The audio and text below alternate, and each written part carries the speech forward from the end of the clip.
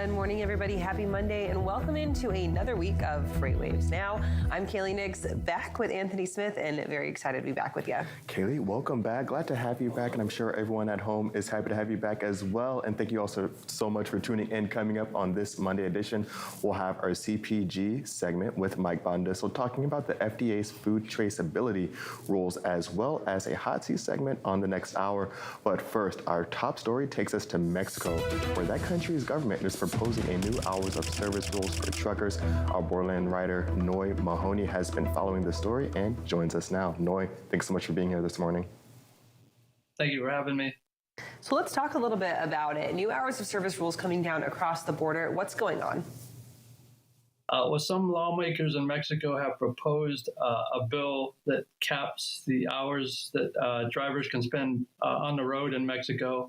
And the aim of this bill, according to the people who are proposing it, is to limit or reduce traffic accidents that are on the rise every year because of tractor trailers, they say.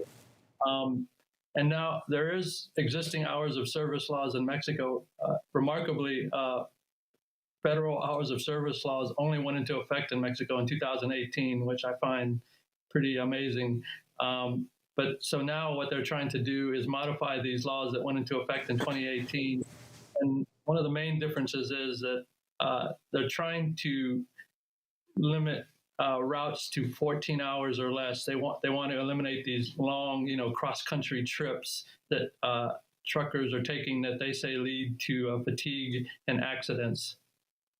And Noi, as you mentioned, they had hours of service rules in 2018. Can you talk to us about some of the changes that we're seeing now, where these are just kind of like very loose hours of service rules, or were they something that was just, not as enforced? Well, back before 2018, one of the things that I find remarkable was that Mexico didn't have federal hours of service, so they left hours of service up to individual companies so they decided, how long their drivers were going to be on the road. So after 2018, what happened was there's hours of service were that a trucker couldn't be on the road for more than 14 hours in a 24-hour period. So now what they're proposing is that is still in effect, 14 hours for 24-hour period. But if a driver does 14 hours, he has to take an 8-hour break, and then he can be on the road again another 14 hours. But after that second 14-hour shift, he now has to take a 24-hour break, so they can't be on the road for 24 hours. And that's one of the biggest differences between this bill and the existing hours of service rules. So obviously the U.S. and Mexico do a ton of cross-border trade with each other there through trucking avenues. When you have drivers that do that cross-border freight, if they're taking the freight from Mexico into the U.S., do then they transfer over hours of service rules from country to country, or is it company-to-company basis instead? I believe it's company to company. I tried to look up that exact question you just asked, and I don't think they shift. Once you cross the border, it doesn't shift to, the United States. It stays with the hours of service you started with the company that you're working for that particular load. And Noi, we're looking at these new rule implications or implementations. What's the timetable on this? Are we seeing that this is something that's going to go into effect soon, or is this something for a proposal a little bit later on? This is still in the proposal phase, and it's being hotly debated, by the trucking industry in Mexico, who are saying, there's already driver shortages and there's already issues with the supply chain, and just enacting these new rules, even though they don't seem that much different, taking a driver off the road, after 2 14-hour shifts, and now this driver must be off the road for 24 hours, they say could lead to even more shortages and supply chain disruptions. So obviously, shippers need drivers running to keep their goods moving. Carriers want goods running just because they're carriers, and that's literally their job. Where do the drivers sit on this right now? Are you seeing a lot of drivers who are advocating for more rest for themselves or advocating for more work for themselves? I didn't speak to drivers specifically for this article, but I did look at message boards and stuff like that. And it's interesting, a lot of the drivers said, that's good that they want to give us more rest, but one of the problems in Mexico is there's no rest stops. It's not like here in the United States where we have like all these rest stops and these, flying J's and stuff like that. They don't have that in Mexico. So a lot of drivers say, well, you want us to rest, but rest where? There's no places to rest. And the facilities they do have are very substandard, according to a lot of drivers in Mexico. And one of the big things, of course, happening in Mexico is an increase in manufacturing. And I think this is one of the other things that you mentioned in the article. Can you tell us a little bit about how we're seeing more manufacturing, more activity, more distribution happening in Mexico, kind of taking a piece out of China's playbook a little bit? Yeah, because of all the supply chain disruptions the past several years, we're seeing more and more nearshoring to Mexico, especially automotive and other types of manufacturing. And so you're seeing all these Asian manufacturers moving their operations or expanding existing operations in Mexico, particularly central Mexico and northern Mexico. And so that's how these hours of service rules could affect stuff like this, the increased manufacturing. So there's more loads that need to be delivered. And now you're putting more constraints on the trucking industry, whether it's, for good reasons or not. And obviously, I'm sure they have the right intentions, but it will have an effect on the transportation industry. No, I think that's a really interesting point to bring up that I think is kind of this unintended consequence when we talk about nearshoring or reshoring, right? Is that you look to a place like Mexico that has a very unregulated transportation industry, and now you have to wonder how does that ripple effect into your legislation and now into adding regulations on an industry that hasn't been regulated for a good part of its history. Is there any type of general sentiment about kind of maybe some hesitation at nearshoring initiatives because that causes those ripple effects, or are we looking at more just excitement for nearshoring because folks are ready to bring more money into the economy?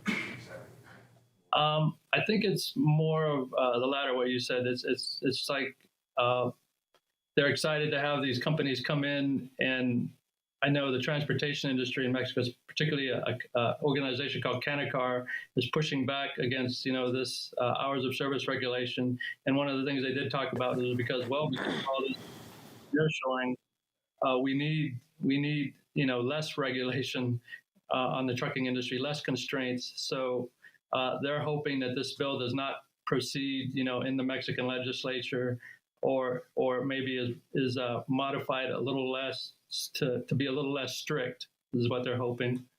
So the follow-up to that, Noi, is, of course, when we're looking at these standards that are being suggested by the Mexican government, is there any type of model that they're going off of? Obviously, we're their next north neighbor. Are they looking to the U.S. for a lot of inspiration for some of these regulations?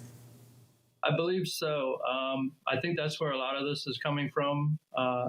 They're trying to model, the U.S.'s hours of service. Although one of the things I find interesting is the people who are proponents of this bill in Mexico say that, cargo trucks are causing more and more accidents across the country in Mexico. But I tried to find statistics showing that specifically, but I couldn't verify that claim that some of these proponents of this bill are saying. But it is interesting that they are trying to model their trucking industry as much as they can on the U.S. industry. And of course, Noi, with more activity means that there needs to be more actual supply or availability of labor. Can you tell us a little bit about the two new logistics companies being started in Mexico? The two companies, let me grab their names real quick. It's the two companies that are Lieu Corporation. I believe that's what you're referring to, yes. An automotive supplier. They are expanding existing operations, and they're a tier 1 automotive supplier. They're a really large company that supplies, to General Motors, Ford. They make all kinds of automotive components. And Lieu Corp is one of those companies that you probably don't realize it, but you're using their products. It's in your car probably, whether it's a seat cover or some component. And just Lieu Corporation, to give you an example of how large they are, they're based in Michigan, but they have 47 factories in Mexico, and they employ about, I believe it's 58,000 people. Wow, that's a lot. All right, Noi, thank you for joining us this morning. It's going to be interesting to watch and see how this develops going forward. Have a great rest of your day. Thank you so much. Right now, we're going to head over to the wall for our first carrier update of the morning.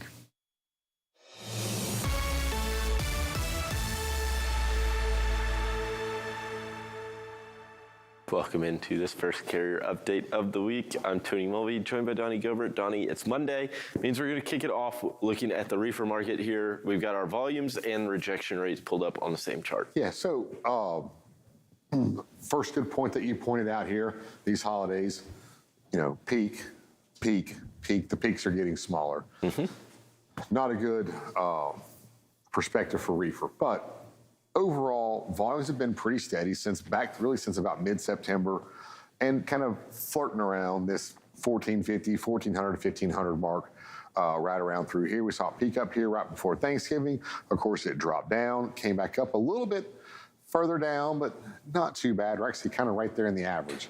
I don't expect this average really to change much. It's going to kind of be this way throughout the rest of 2022, which we only have a few weeks left, Tony, as crazy as that sounds. Now, rejection rates again peaked up here. They kind of started picking up here right around the 14th, 15th of the month that we talked about many times. Came up to just a little bit over 6%, over 7% here, and then dropped back down to just above 6%. So where do we expect this to go? Let's kind of look at some seasonality here. Go to the next chart, and we'll start looking at some seasonality on volumes first. So here we are right here in the blue line. And you see, of course, kind of steady here. This is 2019. 20 and 21, you either see a little bit of decline or kind of holding steady here. Well, this is peak. So a little bit of decline wasn't really hurting them much. So I expect this to kind of be the same, a little bit lower than 2019, which is not good for the reefer markets. But for these volumes to kind of continue here, and throughout the end of the year, you'll see it drop down. This is the week of Christmas right here. Yeah, and we'll see that same trend happen, right? That drop off around Christmas. And then you got New Year's right after it, right? So, I mean, it's two holidays. And this week, there's 3 days in between.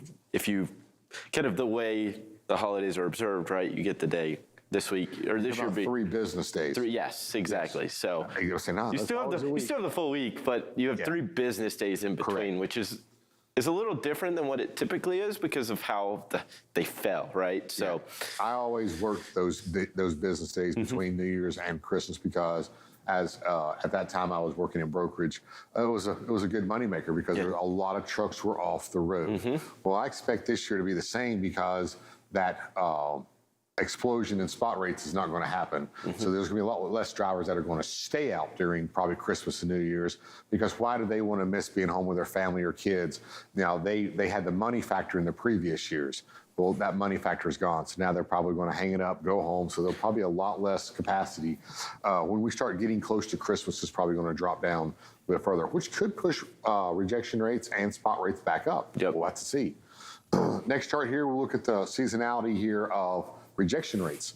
Right quick here, again, we see normally right around the 14th, 15th again, start picking back up. On all 3 of these years, we see it picking back up. Tony, I do not expect to see this pick back up much at all.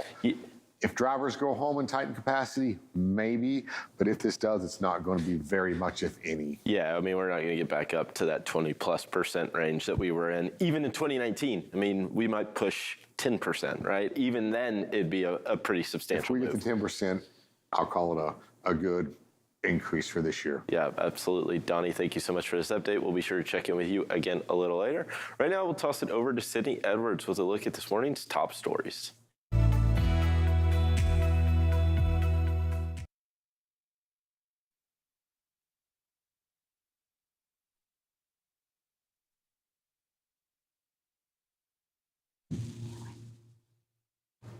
Now, parcel shippers could be sitting at a good place for revenge after 3 years of bending to carriers' high rates and slow service. As 2023 looms, parcel shippers are expected to regain some leverage, pushing hard against general rate increases slated to take effect over the next few weeks. Parcel carriers are watching this happen and starting to negotiate directly with shippers rather than wait until the new year. And some of them are doing this to try and poach from competitors' volumes while maintaining their own traffic. Shippers will start the new year with a myriad of service options, from regional carriers like the Postal Service to parcel consolidators to last-mile delivery services to retailers who are launching their own delivery network control.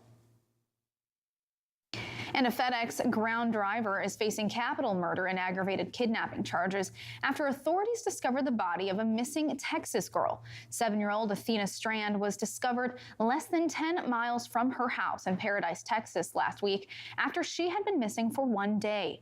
Wise County Sheriff Lane Aiken said that the driver, Tanner Horner, confessed to abducting her after he delivered a package to her house. FedEx offered thoughts to the family after her body was discovered, and authorities say the carrier was cooperative in helping track Horner last Friday.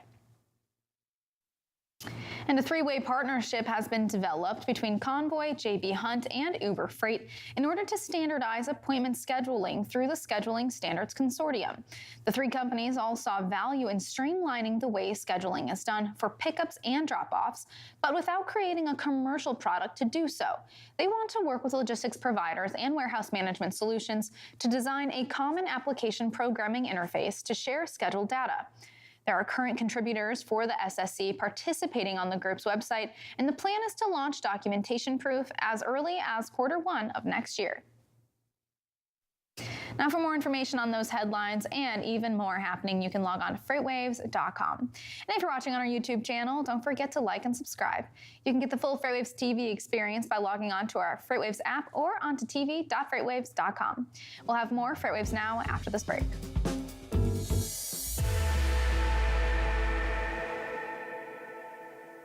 The 2023 Freight Tech 25 list is filled with meaningful innovators from across the industry who are helping shape what the future of supply chain will look like. Check out the full list of these companies and all the latest Freight Tech news at FreightWaves.com.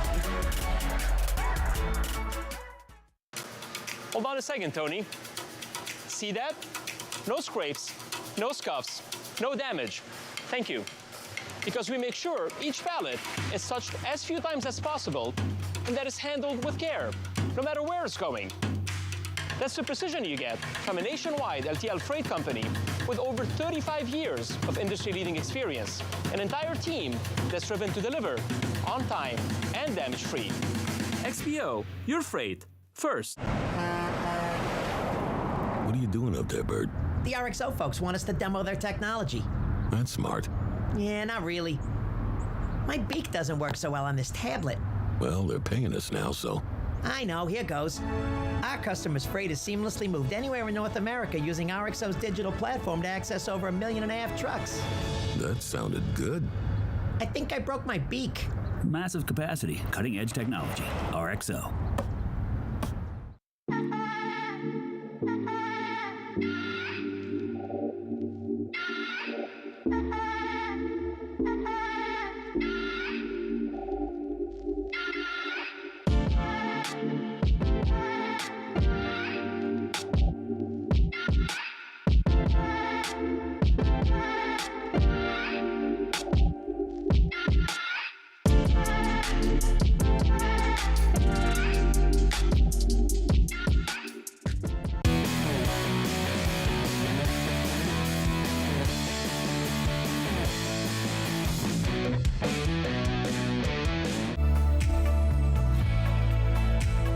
Welcome back to FreightWaves Now on this Monday morning. It's time for our first check of the weather. We've got a pretty substantial winter storm that is still ongoing across the Pacific Northwest. It's lasted all the way through the weekend into the start of this week, dumping some really honestly impressive snowfall amounts on some of those higher elevations.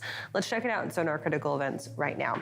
So far, it is starting to fall a little bit apart, becoming a little bit more disorganized, but we still have some pretty intense areas of snowfall going on across Washington, Oregon. Northern California is a mess right now with wintry precipitation, then really kind of just scattered across Montana down into Wyoming as well. But where I really want to focus is that Northern California area, because your I-5 corridor moving north from Redding into Southern Oregon is going to be severely impacted today with some of these impacts. So with that, we've got areas of snow, of sleet, of rain, of high winds, of low visibility. Really, like I said, just kind of a mess up there in that I-5 corridor today. And then farther down to the south around Sacramento, travel going to be an issue with the rainfall there. Out towards the east on I-80, you've got heavy snowfall going on between Carson City and Reno. And also with that, you've got some areas of road closures there at some of those higher mountain passes. So just be sure that you are being careful and taking heed as you're moving through those areas today. Because of that, we've got winter weather advisory advisories in place all across that northeastern corner of California, down through the I-80 corridor, even down into the Yosemite area, and then out towards Sacramento as well. Temperatures there today going to stay cold in those higher elevations, but those lower elevations and those lower roadways should stay warm enough to where we don't necessarily have to worry about those roads freezing within the city limits. It's going to be those higher mountain passes and those higher elevations where we have the roadway issues. Same thing as you move into Washington, Oregon, and those passes up there. There are some mountain passes that have been closed down so far with that snowfall, some places totaling over 2.5 feet through this weekend. We'll take more looks at weather as we head throughout the show today. Right now, we're going to toss it on over to Isaiah Buchanan. He's got our first check of the social roundabout.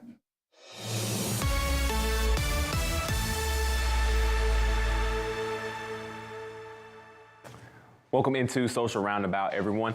I'm Isaiah Buchanan, and we are in the holiday season, which means a lot of delivery drivers are going to be working overtime, making sure that every person gets the gifts they've ordered so that they can be up under the tree for Christmas this year. And take a look at what one family is doing for their delivery drivers. They're setting out some snacks for them so that they can get some refreshments while they're out on the road. Take a look.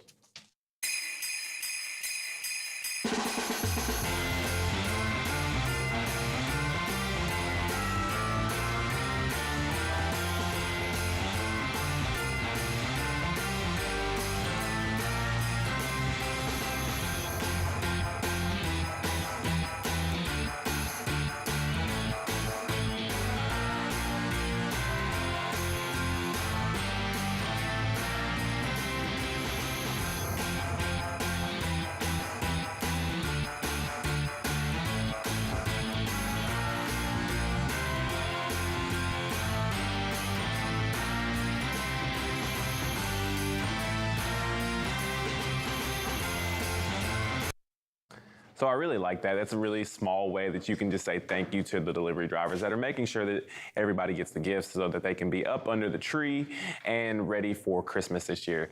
So I want to switch things up just a little bit now. Oxford has released their 2022 Word of the Year, and this year they're going with a nod to a slight Willem Dafoe reference, and they're going goblin mode this year. That was the word that was elected this year's Word of the Year. It received more than 93% of the more than 340,000 votes. It was chosen by the public this year over metaverse and hashtag I stand with. Now, goblin mode, the definition of that is a type of behavior which is unapologetically self-indulgent, lazy, slovenly, greedy, typically in a way that rejects social norms or expectations. And Oxford said, given this year we've experienced, goblin mode resonates with all of us who've had a little bit extra going on. So Kaylee, Anthony, what do you think? Goblin mode, metaverse, or hashtag I stand with? I don't know. I'm going to go with metaverse. I don't really think any of those are good words of the year. Yeah, I feel like goblin mode is a little bit dated after Tyler, the Creator, really went on his goblin run years ago. Also, so. I genuinely don't understand what that means. Yeah. So, I don't really know. I feel like Tyler, the Creator was already there and he's already moved on with goblins. Maybe? I don't know. Don't know. I'm going All with metaverse. All right, I say thank you for that. Elon Musk? Is he the meta? No. Mark Zuckerberg. No. He'd be proud of you. Yeah. I hope the company does well. Too many billionaires that can't keep them all straight. Speaking of billionaires, we've got Jack Daleo on with us today. I think he's a billionaire living up there in New York City. Jack, let's talk about Walgreens and what they're doing with now 24-hour delivery, 24/7. Yeah, so Walgreens is definitely not going goblin mode. They are going full throttle right now, offering 24/7 same-day delivery in as little as an hour. So that means at select stores, customers can place orders at any time. They can have them delivered in as little as an hour. And Walgreens says it's the first health and wellness retailer to offer this kind of 24/7 same-day delivery service.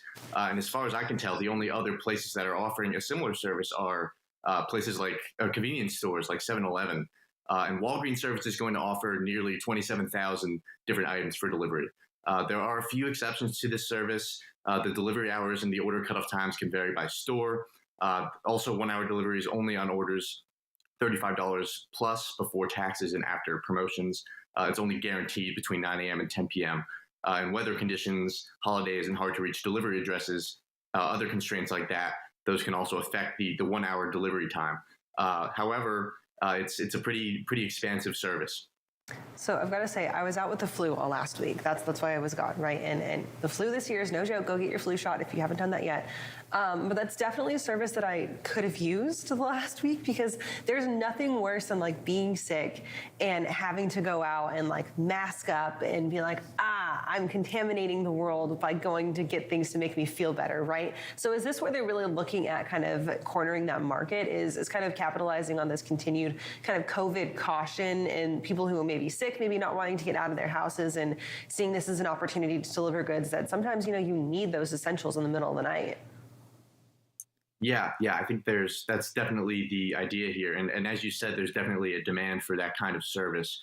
Being able to receive something like a cough medicine at 3 in the morning in as little as an hour.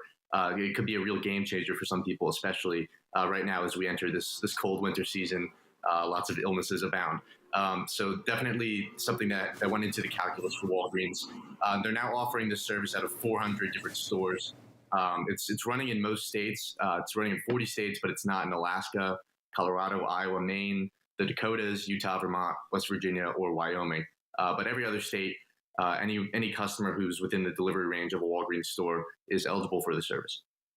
Of course, Jack, as you mentioned, those over-the-counter medicines can be very convenient and very timely for a lot of people. Is there any word around prescription medicines as well being on the list? So prescription medicines are actually not a part of the 1 hour 24/7 delivery promise. But Walgreens does actually have its own dedicated prescription delivery service. I launched that about 1.5 years, 2 years ago, where they do partner with another company to offer rapid home delivery of prescriptions in, I believe, as little as 30 minutes. So they do offer that. It's just within a separate service. And so that's really important to touch on too, is the partnership with this. Are we looking at Walgreens having their own independent delivery couriers really to complete this delivery service, or are they looking to outsource that delivery? So we actually do know what they've done here. They've decided to outsource the delivery component of this. So the deliveries themselves will be handled by couriers who drive for DoorDash and Uber Eats. The Walgreens workers themselves will still pick and pack the orders, but those orders will be delivered by third-party delivery apps. So Walgreens, they already have hundreds of 24/7 stores. They're not using their own fleet. They're basically able to plug into these third-party delivery services. And they're plugging them. These services typically operate around the clock, and they're now plugging them into their around the clock stores. And Jack, as we see this being rolled out, do we see much coming from Walgreens? Because when I heard it from you, this was really my first, pass through of hearing about this. Is there any kind of general public knowledge of this? Is there any kind of rollout plan going on? As far as I'm aware, the announcement last week, I believe it was on Thursday, that was the first time that they made this public. It's hard to say that they were looking to surprise the market. Then the stock's actually been flat since the news, so if that was the play, it didn't exactly pan out. Or if they wanted to wait until the holidays when a service like this might get a little bit more usage. But either way, this was definitely unexpected. Walgreens in the past has made announcements regarding their delivery and fulfillment services. About 2 years ago, they launched a 30-minute pickup service where you can basically place an order for just about anything and pick it up within 30 minutes guaranteed at a Walgreens store. They also rolled out that prescription delivery service, like I mentioned. This was pretty unexpected. So now, of course, you've got to wonder, when are the other kind of health and wellness convenience stores getting ready to kind of start competing with Walgreens? Any indication on when that could happen from the CVS's or the Rite Aids? I don't even know if Rite Aid still exists. It doesn't in Chattanooga anymore, but the Rite Aids of the world? Yeah, at the moment it's unclear, but I do think that you'll definitely see some other retailers that offer similar products follow suit. Like I said, the delivery side is very scalable. The retailers really just need to partner with a platform like DoorDash or Uber Eats to add that piece of the puzzle. The bigger challenge is really having those stores that operate 24/7.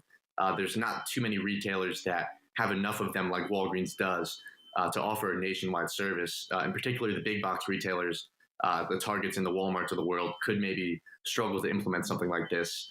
They don't really have many, if any, 24-hour stores. They would need to convert those stores to 24 hours, pay their associates more for more hours, and get them to agree to work those late hours. Walgreens already has that workforce in place that's willing to work these late hours. It's had several years to work out the unit economics behind paying them. So it was really able to pounce on this opportunity. There's definitely, like I said, demand out there for a service like this. But I don't think it'll be as widespread until retailers like CVS, Rite Aid, like you mentioned, find a way to have more of their stores operate around the clock. And Jack, when I think about going to Walgreens or some of these other stores, there's that experience about going in there. Do you know if there's going to be that inclusion of like the 3-foot coupon ribbons that gets included in your bag when you get your delivery?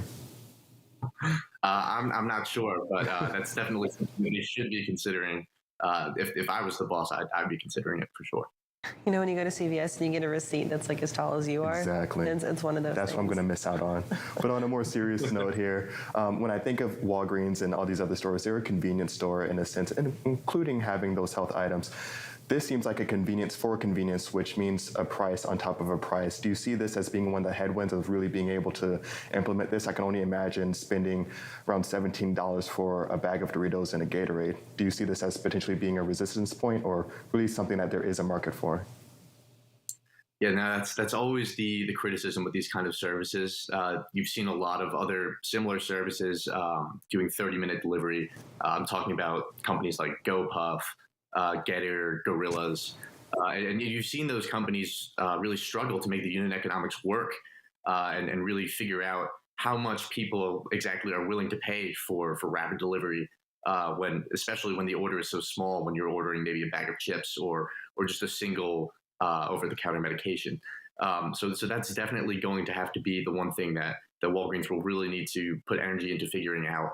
That's the thing that has held back a lot of companies that have tried a similar service. Anthony just doesn't like paying $85 for a single order of McDonald's fries and a fillet of fish delivered to It's been so long. to his downtown apartment. All right, Jack, thank you for joining us this morning. Great to have you as always. We'll talk to you soon. Yep, thanks you both. Can't longboard to the McDonald's in Red Bank, so you got to pay that fee. I mean, it is what it is. If that's on me, I just got to move closer to a McDonald's. That's all it is. Or you just catch an Uber from your apartment to Red Bank and then Uber. That one. Looking to getting my car fixed one of these days. Maybe there's that. Maybe there's that. All right, we're going to take a quick break and we'll be right back in just a few minutes.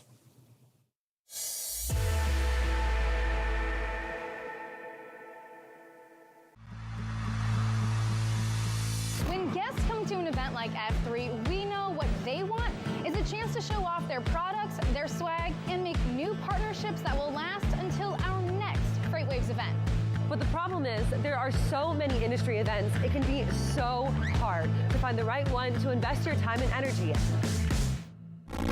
We at FreightWaves take your investment seriously. Which is why we've brought together thousands of industry professionals in one city over 3 days to showcase all you have to offer.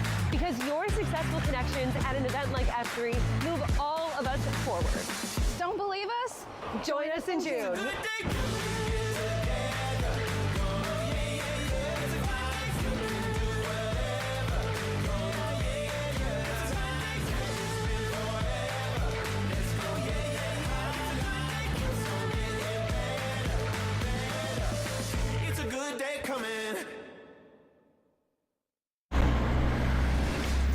So, you need to reroute a large shipment from LA to Boston. With XPO, you can make it happen with one call to right here. An XPO team with local connections that will help find a solution. We've spent over 35 years perfecting LTL freight operations to make it easy for our customers to do business with us. Why? Because we're driven to be the best. XPO, your freight first. What does this have to do with freight? Well, I'm glad you asked. People are wondering what's going to happen with inflation. Is there going to be hyperinflation? When is hyperinflation going to be here? When is there going to be inflation? What's going to happen with inflation? Inflation.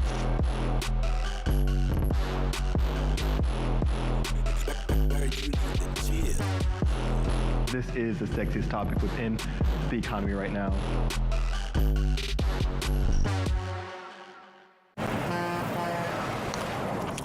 Can RXO get truckloads of grass to Pittsburgh every month? Who do you know in Pittsburgh? Lots of cousins. Always complaining about the grass here. The grass is bad in Pittsburgh. Right? It's bitter, like a cruciferous vegetable. Well, with RXO, you can access over 1.5 million trucks, any mode of transportation, even flatbeds. Just log in. There's a log right there. You know what cruciferous means, but not log in? I'm a complicated creature. Massive capacity, cutting edge technology. RXO.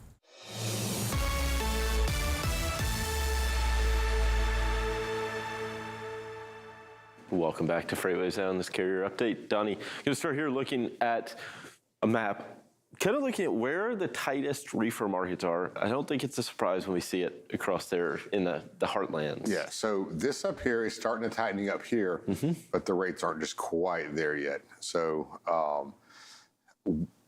I say that because of the lanes that you would normally run, probably headed back to Southern California first.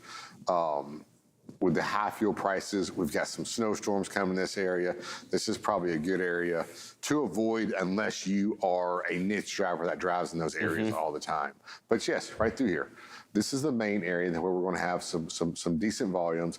And as you see, the darker the blues, the higher the rejection rates. With this map here is looking at the rejection rates in blue, and of course the shaded areas are the 3D models of your volumes. We get over here, we see over here in and around Chicago, Green Bay, Milwaukee, there's some pretty decent rejection rates considering that rejection rates are an average of 6%. Yep. Southeast Atlanta sticking up here pretty high here. Harrisburg, Indianapolis, Chicago, or this is Joliet as well. These are some pretty strong areas, and we'll look at some lanes out of those areas when we get to the lanes today at the end. But let's go ahead and go to the next chart and look at where are things changing in this map right here. So you see immediately out here, Oregon is darkening up, Oregon, Idaho, Salt Lake City, those are getting darker, so that means they're changing, they're tightening up. So keep an eye on them for right now. Dallas, Fort Worth, they're tightening up. Missouri here, Cape Girardeau, it's tightening up. Again, the Chicago, Joliet, Milwaukee, Green Bay, these areas, these are all tightening up. This right here is a pretty strong area that you might want to consider running in. Remember my favorite lane from Green Bay down to Indianapolis and back? That paid very well. Not going to bring it up today, maybe next week, but it is in that area. And the positive here is you have to think back this time, I guess last week, right, coming off of Thanksgiving, you really kind of erased, we saw it on the national average, that bump, and then it came back down. But these aren't necessarily coming back down, right? They're either tight in the process of tightening right now, or they're staying elevated from where they were. And we also saw it kind of the opposite, Tony. We saw it where it was the rural markets that were really tightening up, and it was the big markets that were either holding even or dropping down some. Well, now we're seeing some of these bigger markets here tighten up right before Christmas. So this could be a good sign here for the reefer industry right now. But keep an eye on it. These are the major markets. Again, we'll look at some lanes today to see how it kind of works out. Next chart here. Looking at Chicago, one of the ones I want to talk about because last week, we did it kind of late on Wednesday. Chicago popped up in the lanes today, and then we saw some pretty high numbers. So we're going to look at here just right quick. We see here volumes here in blue, kind of pick back up here for the end of the month, drop down just a little bit, but they're still holding steady here at 39. Yeah, a lot further down than what they were right before Thanksgiving, but kind of in line with a little bit lower than what they were right before Thanksgiving. Rejection rates are up to 6.42%, so they're a little bit higher than the national average. So we'll start with Chicago when we go to the lanes of the day. Awesome stuff. Thank you, Donnie, for this update. We'll be sure to check in with you again in the second hour. Right now, we'll toss it back over to Kaylee and Anthony. All right, guys, thank you for that. Right now, we're going to welcome our CPG expert, Mike Baudendistel, to the show to talk a little bit about some final rulings from the FDA. Mike, thank you for joining us. Let's talk a little bit about traceability and what that means for CPG companies. Sure. So the Food and Drug Administration just finalized their new rules for food traceability. This was part of the Food Safety Modernization Act. And so the idea is to, identify, where there are issues earlier on, sort of exactly, in the supply chain so things can get corrected. in a timely manner. And so basically they say, 1 out of every 6 people in the United States gets sick from some foodborne illness, and actually 3,000 people a year die in the United States from foodborne, illnesses. And so what they're doing is imposing new restrictions, regulations on companies that are involved in manufacturing, processing, packaging, or just holding certain foods that are on a particular list, and they have to record certain key specified metrics every time there's a critical event. So a critical event might be, farmers selling a certain food product to, the next part in the supply chain, or, certain food product getting processed into a packaged, good, moving from a distribution center to a retailer, et cetera. And so the types of foods that this pertains to would be a lot of different types of cheeses, shellfish, a lot of fruits and vegetables, ready-to-eat salads, which there's been some problems with those over the years,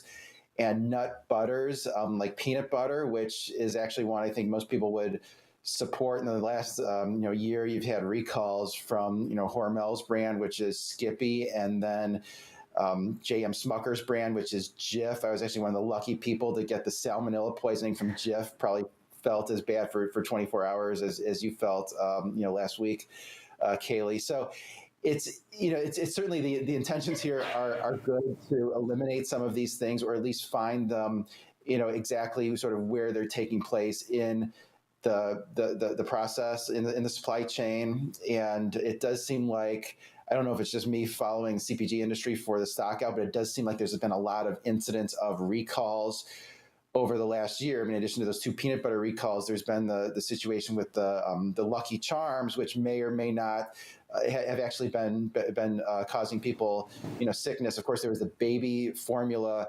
issue, which that's not actually one of the food items on the list, but that's just kind of a mystery as to how those infants, got sick, since they couldn't exactly trace the strains to those particular plants that end up getting shut down, that ended up causing all these issues with supply. So it seems like this is something now that's pretty much a done deal with the rules being finalized. Sort of, it's not surprising that the Food Industry Association and the national grocers came out against these, regulations. The CPGs are represented by this Consumer Brands Association, and all this pertains to CPG companies because any food on that list that's even used as an ingredient in a food is subject to these regulations. So it is going to layer on costs. The CPGs say they sort of do enough right now with the tracking lots. Grocers say it'll hurt the independent, small grocery stores. Not clear to me if either of those companies are going to challenge this in court. And you may say that those companies and those industry associations are going goblin mode and in being too greedy by opposing those rules. I'm not sure if I'm using that term correctly, but I just learned it from Isaiah, so I should probably try to use it. I think you are, from the reaction of our production team. I think you're spot on with that one. Mike, when we're looking at these rule implications or implementations, are we seeing that the onus is going to be on the grocers, and that's why there's the resistance points there? And if so, how are we looking to get this implemented overall? Yeah, so I think the onus is going to be on any company that touches any of these ingredients. I think it's farmers. I think it's even companies that sort of warehouse these things. I think it is on the grocer. I think it is on the CPGs. I think it's on a lot of different companies. Now, the good news is that there is some time before all of these things need to be implemented. Sort of the drop dead date is January of 2026. So they do have 3 years to get their ducks in a row. They put out FDA put out a 600-page report. So you're going to have to go in there with lawyers and figure out exactly sort of if this pertains to our company and exactly how to comply with all of these things. And it does probably give an advantage to the bigger, CPGs, bigger grocers that just have more resources to, do this more efficiently across their networks. I think a lot of the CPGs, view this as being government. It was sort of one of many ways of government overreach. Some of the other things are the potential requirements for new nutrition laws on the front of the packaging to sort of bring it to parity with what they do in the UK, which for a lot of CPGs is just going to highlight how unhealthy some of these things are. like some of the things that Isaiah was showing, them putting out for the truckers. There's a big label that tells you how unhealthy that is with fat and sugar. You might leave that on the shelf. So there's that. In California, there's all these animal cruelty rules that are coming down the pipeline. And, the pigs need to have enough space and those things. And then so the CPGs I think are sort of wary of a lot of these regulations. So a lot of that wariness obviously comes down to increased cost that will eventually hit the heels of the company. Is that what is really concerning a lot of them with these extra guidelines now? They're going to have to employ more people to have these extra check steps, maybe possibly invest more in technology and make sure that their facilities are cleaner, things like that. Is it really just down to cost? I think so. I think it's another layer of cost, and these companies have really faced rising costs throughout their cost structure the last 2 years that have outpaced even what the prices have been on the shelves. So as bad as grocery inflation has been, these companies have still shared the pain by taking a pretty significant margin hit the last couple of years, and they have had a lot of trouble finding enough people just for the typical operations. And so a lot of these companies are investing more heavily in automation. You think of companies like the meat processors, Tyson, and those companies. I mean, they've really sort of gone all out to try to first recruit people, but then also maybe make it more automated because they don't think it's a short-term problem. And of course, Mike, while we have you on real quick, any updates around rail or intermodal that you've been observing? Anything other than the strike stuff, but anything around volumes or commodities moving?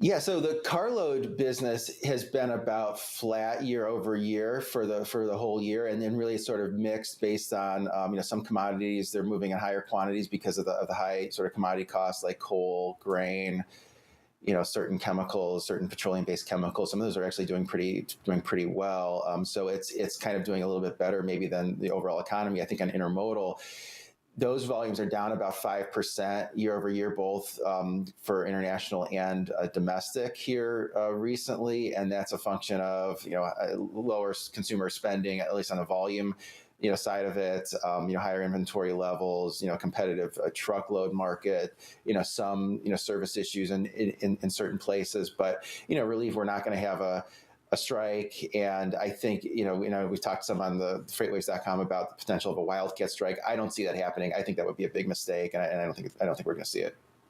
Awesome. Well, Mike, thanks so much for joining us this morning. If people want to tune in more, hear more from you, how can they do that? Yeah, so this afternoon, I'm doing a stockout show at 1 p.m. Central, 2 p.m. Eastern. Just go to tv.freightwaves.com. And I also do a newsletter where I talk about a lot of these issues in CPG. Go to www.freightwaves.com/the stockout. Awesome, Mike. Thanks so much for joining us this morning. Looking forward to that episode today. Okay. See you, Anthony.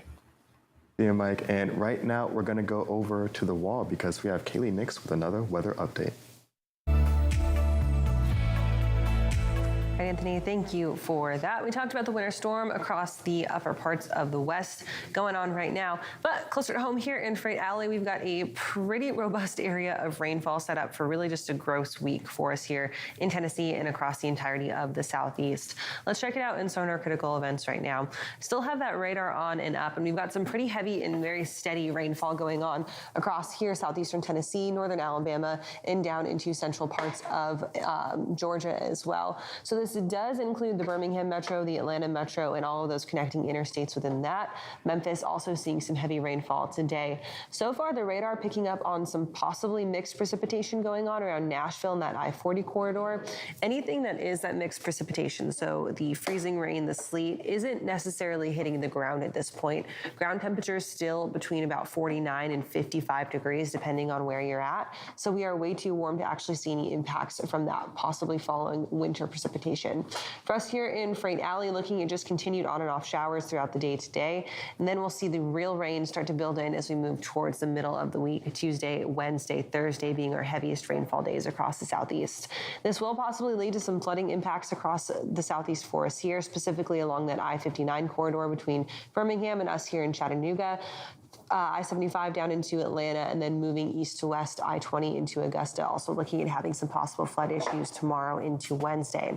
Overall, it's just going to be wet and kind of dangerous driving conditions here throughout the next few days, because along with that, we're looking at reduced visibility as well as the potential for some pretty dense fog to form, thanks to the moisture in the air and those temperature differences with the cold and that warm air kind of at odds with each other. Rainfall totals throughout the next few days looking at anywhere between 1.5 inches and some of those higher places where you're getting some more evaporation to about 4 inches total in some of those middle parts of Mississippi, Alabama, and Georgia. So it's really going to be dependent on where you're at, how much rainfall you see, but it will be just kind of that gross kind of winter rain to last us throughout the rest of this week. We'll talk a little bit more about weather coming up in our second hour here of FreightWaves Now. We're going to take a quick break and we'll be right back.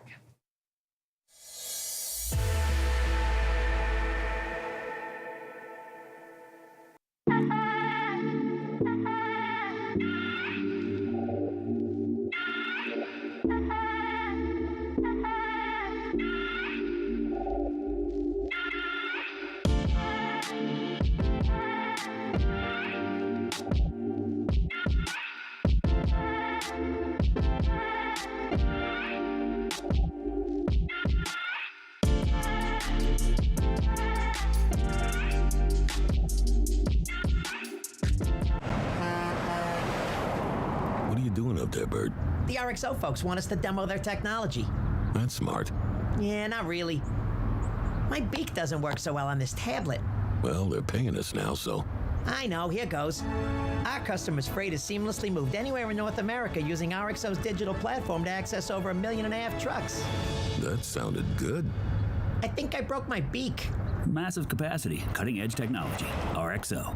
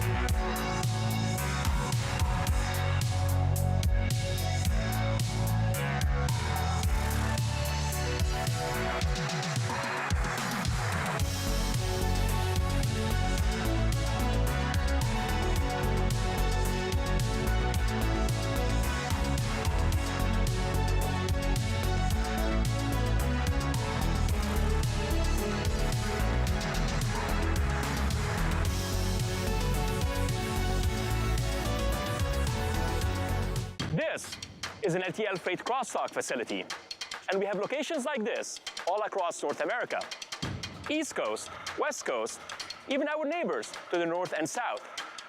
At XPO, our network helps us deliver 18 billion pounds of freight every year to 99% of US zip codes and beyond. And now, it's getting even bigger because we're adding 900 new doors to our terminals. XPO, your freight first.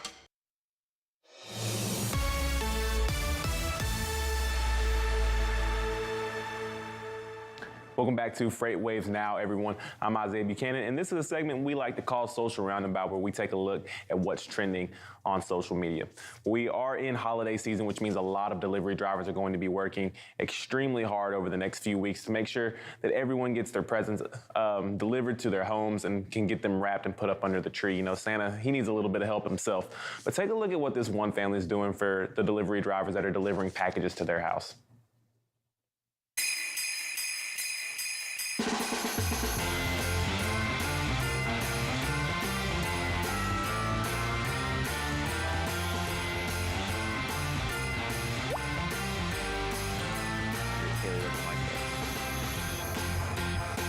Look, when I sell that sound.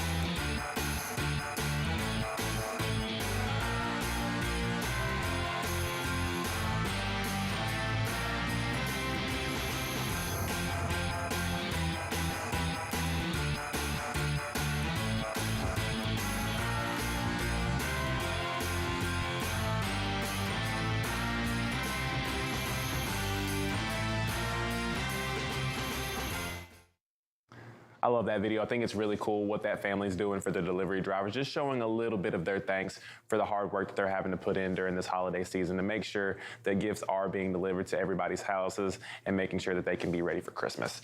Now, switching things up a little bit, Oxford has announced their 2022 word of the year, and they're going with none other than goblin mode. So goblin mode is defined as a type of behavior which is unapologetically self-indulgent, lazy, slovenly, or greedy, typically in a way that rejects social norms or expectations. Now, Oxford said, given the year that we've experienced, goblin mode resonates with all of us who are feeling a little overwhelmed at this point. So goblin mode, this is actually the first year that Oxford has allowed fans to be able to vote on the word, and goblin mode came up with 93% of the more than 340,000 votes that were made. So the other two words that they had in the running were metaverse and hashtag I stand with. So it wasn't even a competition for them. Goblin mode took it by a long shot. That's all I have for this edition of Social Roundabout. But right now we're going to take a look at the last 24 hours in freight with our market update.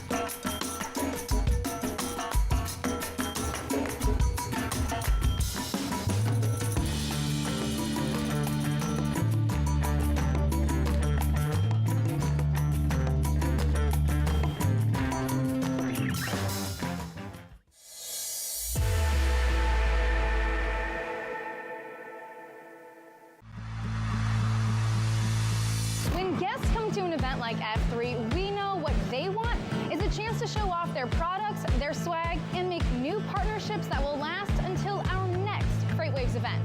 But the problem is there are so many industry events, it can be so hard to find the right one to invest your time and energy in.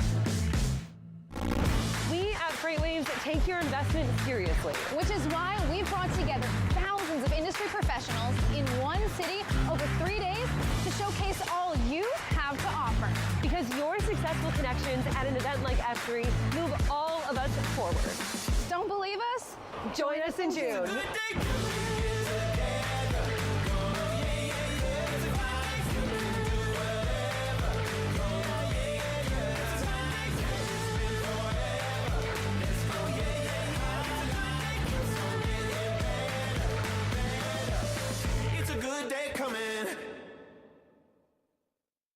When you have thousands of trucks delivering billions of pounds of freight, you need the right equipment, the right technology, and the right team. At XPO, we provide tuition-free training at 130 XPO driver schools across the country, and the tools drivers need to be at the top of their game, providing rewarding careers for our team members and top-notch service for our customers, while continuing to deliver LTL freight on time and damage-free. XPO, your freight first. Can RXO get truckloads of grass to Pittsburgh every month? Who do you know in Pittsburgh? Lots of cousins. Always complaining about the grass here. The grass is bad in Pittsburgh. Right?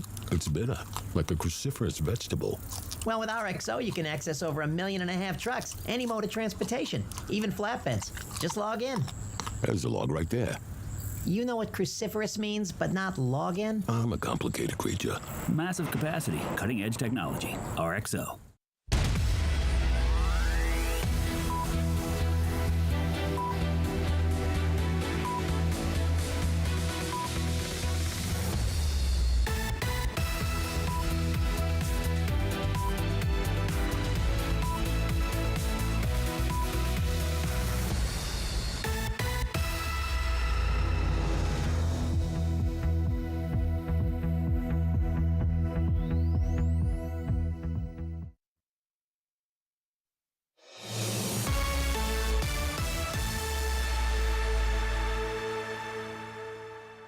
Welcome back into FreightWaves Now. Donnie, going to start this carrier update looking at diesel fuel or the diesel prices. What you've seen even more decline, which is a welcome sight in the rack price. You're seeing it happen in the retail price, just not nearly as fast. So this could be good for your large carriers because number one, fuel prices are dropping. And the rack price is dropping at a faster rate than what the retail market is. Last week, I was worried about this little guy right here when it started to pick back up, but it's since over the weekend flipped back and can drop down even further. So diesel currently at $5.15 for the average diesel truck stop price across the country. Rack price $3.24. Go to the next chart here, right quick. The spread. The spread has continued to increase. It's up to $1.92, almost $2 a gallon. That's crazy when you think about the fact that in a normal environment, or what we were looking at prior really to March of this year, right? I mean, even now, the initial pandemic brought this craziness too, but throughout the middle of through all of 2021, it was kind of in this range, right? This $1 to $1.10 range. Pre-war range. Yeah, and then obviously Ukraine invasion happened, and it threw the diesel market and really energy markets as a whole kind of into a tizzy. And now you're into these levels that you've never seen ever. I mean, you never saw the fuel spread get up to $1.93. I mean, it's crazy. And this is allowing a lot of volatility in sales. You've got a lot of fuel stations that, after all this, I mean, I told you last week about one street. Well, the guy that's still $4.99, it's been a month, and he has not changed his price. His cost has gone down. But if he's still selling it, he's still happy with his sales, he's not going to change his price. Now, down by the freeway, it's now down to $4.54. So almost a 50-cent difference now in between what one guy half mile down the road charging versus the guy by the freeway, and of course with 45-cent spread between 3 different stations within a mile. Well, that's what's happening also across the country. Now, of course, these 3 stations I'm talking about are not truck stops, but still, that's what I gauge. You know, it should still be affected the same. But this is what stations across the U.S. are doing. Some of them are dropping their prices, some of them aren't. And that's kind of keeping this, this average up as well, because these are set by the station owners. And with everything in a tizzy right now, some of them just aren't dropping their prices, and they're kind of disrespectfully price gouging for diesel. Yeah, and like you mentioned, it's a positive for big carriers that have fuel contracts, right? Those larger carriers say, I mean, I think we've talked about it before, that 50 trucks and up can kind of get into the fuel contract game. But it's also, I mean, there's still, obviously you look at this as a smaller carrier and you're like, well, we're getting kind of screwed over. But the benefit is it's moved down and it's going to continue to move down. The concern is this does not allow them to run anywhere near the cost per mile as these large carriers are, which in return is going to run them out of business. We've only got a few seconds right quick. Let's look at the NTI. On the next chart here, NTI has moved down $2.59, but taking the fuel out, line haul, it's actually moved up a little bit. So they're getting paid a little bit more per rate per mile, but with this drop in fuel prices, it's kind of pushed this average down to $2.59. When we come back, we'll look at some lanes today. Again, we'll look at Chicago, Dallas, Atlanta, And we'll go from there. Awesome stuff. Thank you, Donnie. As always, right now we'll toss it over to Kaylee and Anthony. Alrighty, guys, thank you for that. Right now, we're going to welcome our next live guest, and we've got a whole group for us for this next segment. Starting off with Marilyn Surber, of course, from 10th Street. Marilyn, you've got a gaggle of friends with us talking Wreaths Across America and the Veteran Ready Summit. Tell us who you've brought with you today. I have brought Brad Bentley, who is the president of Fastport, and Amber, who is the director of communications from Wreaths Across America. Super exciting, and we are so excited to have all of you guys on. Amber, I'm going to go ahead and start with you because we're coming up on this Christmas time. Wreaths Across America is a huge initiative that supports remembrance and faithfulness and our veterans who have sacrificed all. Talk to us a little bit about Wreaths Across America and the initiatives going on this year. Well, thank you, Kaylee, and thank you, Marilyn, for inviting me to join you today. Wreaths Across America, we're a national nonprofit. Many carriers are involved in the mission to help us move the mission every year.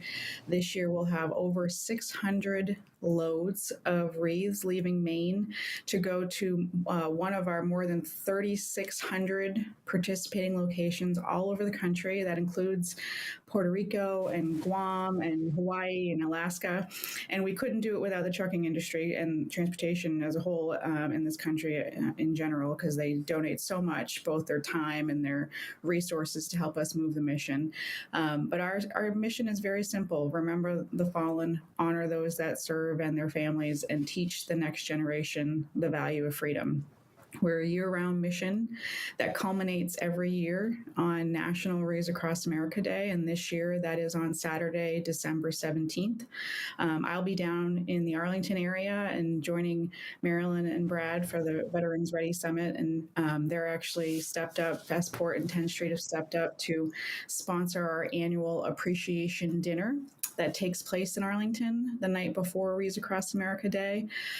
It's our opportunity to thank the transportation industry, who gives us so much support all year round, as well as other volunteers and Gold Star families and Blue Star families, and just take a minute and pause and celebrate all that we've accomplished before the big day. Amber, I think that's a great point, that this is indeed a year-round initiative. And Brad, can you tell us what it's like partnering with Wreaths Across America and really what that process is like? Sure. Well, first you mentioned the event that's coming up the Friday night before the everyone lays the wreaths at Arlington on Saturday. And we've seen that kind of grow over the years. I've been involved with that since the Truckload Carriers Association did the first one. I think we only had 50 or 60 people at that one. I think me personally, I've been around wreaths so long that neither Marilyn, Amber, or I wore glasses at the time. So we've been doing this quite some time. It's always, a rewarding experience, all kidding aside. Whether it is at a local cemetery, whether it's somewhere like Arlington, just seeing the people that come in. And from my standpoint, we've been very fortunate to work with a lot of trucking companies over time, introduce them to the mission of Wreaths Across America, and get more people involved with it. And we're going to continue to do that. We're doing it on a bigger scale this year. But everybody needs to have that personal experience with it. It's hard to explain. That's what I tell people is come up, see it. Once you do that first time, once you approach one of those headstones, say the name aloud of that fallen veteran, it'll be something that you'll want to do year after year. And we're just honored to participate at whatever level that we've done it at over the years. And so, Marilyn, bringing it back to you guys and what's going on with 10th Street, you have the Veteran Ready Summit coming up as well, which is all kind of integrated into this nonprofit partnership. Talk to us a little bit about how the summit works in conjunction with Wreaths Across America and how it all works together. Yeah, thanks, Kaylee. Yeah, we really wanted to create a veteran-friendly, trucking-friendly recognition week, if you will, in DC in conjunction with Wreaths Across America that is happening every year. And then also the transition trucking giveaway that also happens every year that Friday before Wreaths Across America, where Fastport, Kenworth, and the U.S. Chamber will award one rookie veteran driver a brand new Kenworth. And so now, in addition to those two activities that happen every year, we will have a day and a half of veteran ready content for fleets who want to come and learn how to recruit, retain, manage, onboard veterans so that we can bring more transitioning service members into our industry, because we know they do so well in our industry. We hire a lot of veterans, and we want to help fleets continue to hire them and transition them well into our space. And Amber, as you mentioned earlier, this is a year-round effort. How can people watching right now really get a part of this and really start to contribute and get on board? Thanks for asking that, Anthony.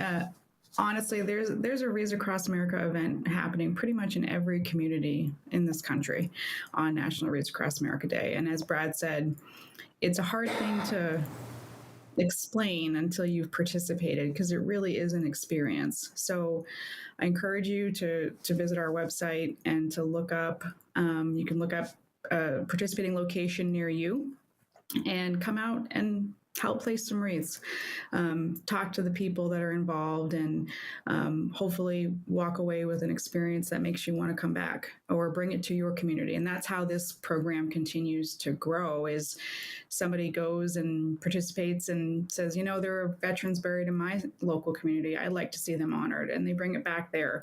And that's why we have over 500 new locations this year alone, because people have experienced it and want to make sure that it's brought back to their communities. So I think that would always be my first step into Wreaths Across America, is to participate in it. And then from there, there's so many ways to get involved. The Chattanooga National Cemetery here in Chattanooga, Tennessee, where we're based out of, has a huge event, and I've been to it a couple times. It is, as you mentioned, just like a truly moving experience to be there and to see all that participation. And of course, Chattanooga is home to a ton of trucking and logistics companies as well. So, Brad, for these trucking and logistics companies that are like Flexport, what can you kind of tell us a little bit about how they can get involved on that side of things?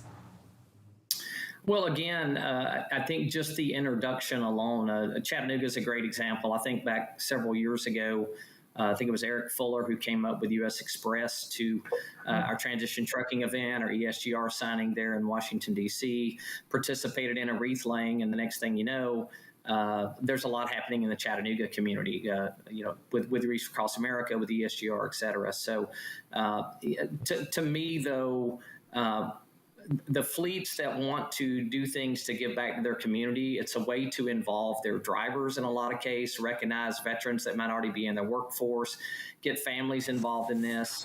At the end of the day, we talk about the mission of Wreaths Across America, remember, honor, and teach. I think that teach component is the most important. So if you can have that visibility in a community, you can get that next generation involved in it, I think everybody wins. And I know I've been able to do that with my daughter, who comes to Arlington every year. I've got a nephew who, raised money 7 years in a row to cover a cemetery in Birmingham, Alabama. So I would challenge all the fleets that are out there, look for those opportunities, go to the Wreaths Across America website, see who the location coordinators are, see if you can donate those transportation services. And again, there's a lot of different ways that you can do it, but it all starts, I think, now that Wreaths is beyond Arlington, to try to make sure that there aren't any locations uncovered. And I think Amber would say that's probably getting pretty close. As she mentioned, 500 new locations just this year alone. That's very exciting. Absolutely. And then, Marilyn, just to round things out with you, for folks who want to get involved with the Veterans Ready Summit, where can they go to do that, and where should they go to get signed up? They can go to 10thstreet.com or Fastport's website, Wreaths Across America's website. We all will have the links, or just really veteran-ready-summit.eventfarm.com, and they can get registered for all the events and see the agenda, or feel free to reach out to Brad or I. American Trucking Association is also involved. The event will be at their headquarters. So really, there's lots of places and lots of ways to get involved with all of the activities coming up, and we hope to see everybody there. We hope to see you there, Kaylee. I don't know if I can swing it, but I'm trying hard. All right, guys, thank you so much for joining us. Thank you for the work that y'all are doing. Have a very Merry Christmas if we don't talk to you before then, and have a great rest of your day. Thank you, guys. Merry Christmas. A great initiative, and that's great. I didn't realize it was year-round, so a lot of good information in Head that out one. to the Chattanooga National Cemetery if you haven't had a chance to do that yet. It is definitely something we're seeing. I think I have to check that out. Thanks so much for that. Guys, joining us on that segment. And right now, we're going to go over to Sydney Edwards with our next look at today's headlines.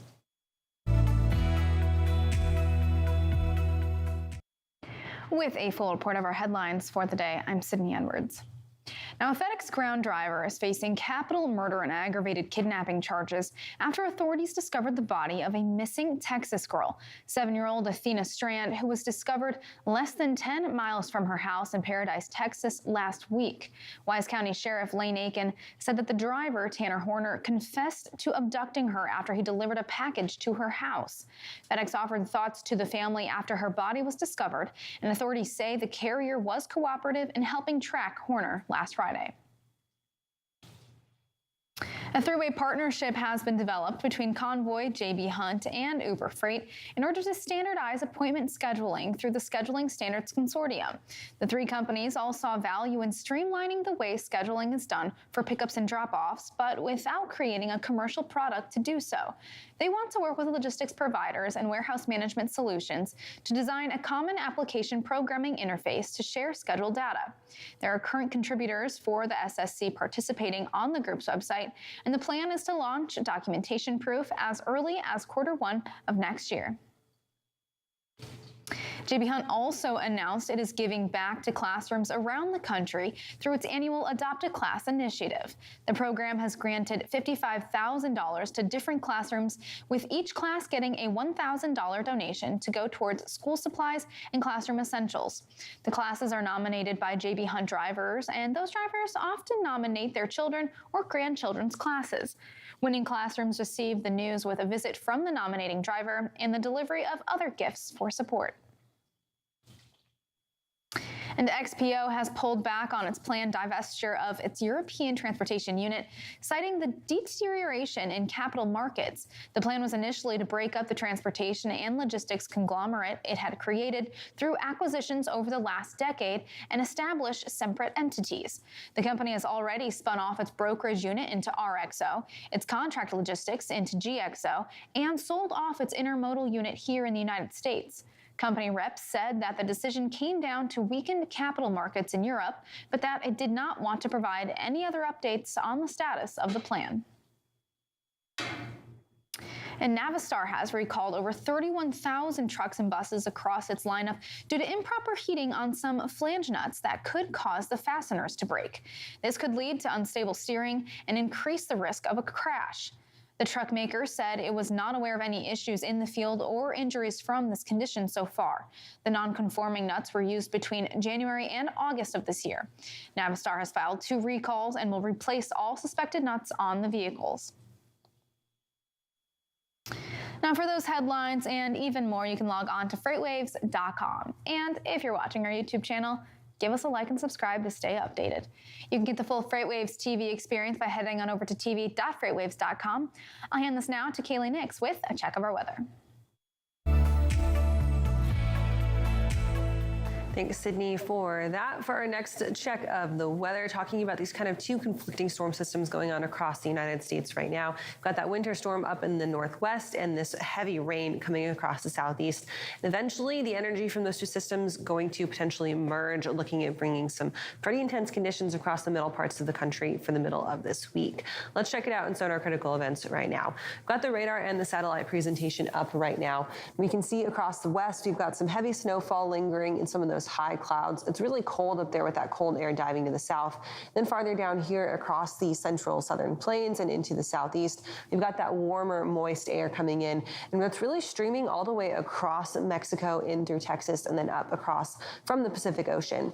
The interesting thing about the way that the jet stream's oriented right now is that we are going to be seeing this continued flow of moisture in across the Pacific. That also helps to bring in more moisture out of the Gulf as well to really support kind of the rain making of this this system going on right now. Eventually, we will see that cold air diving south from Canada kind of mix with the upper parts of this moisture here across the southeast. Could see some wintry precipitation across the middle plains into the southern parts of the Ohio River Valley, so southern Illinois, Indiana, and Ohio, possibly even the northern mountains of Kentucky, looking at getting some winter precip by the time that the week ends. The good news is that cold air isn't going to take a deep dive south. It's going to stop about the middle of the country there. So for us folks here farther south than Tennessee, we're only going to be seeing rain from this out of the next few days. With that, though, we are expecting some flooding impacts going on across the major thoroughfares, including east to west I-40 across Tennessee into Arkansas. Also looking at possibly some flooding impacts I-24, 75 further down into Georgia, and then I-59 between Chattanooga and Birmingham. Take it slow, be careful out there. Visibility also going to be an issue as we move throughout the next few days. We'll see that rain let up by the end of the week. All right, now we're going to go ahead and take a quick break. We'll be right back with more FreightWaves Now in just a few minutes.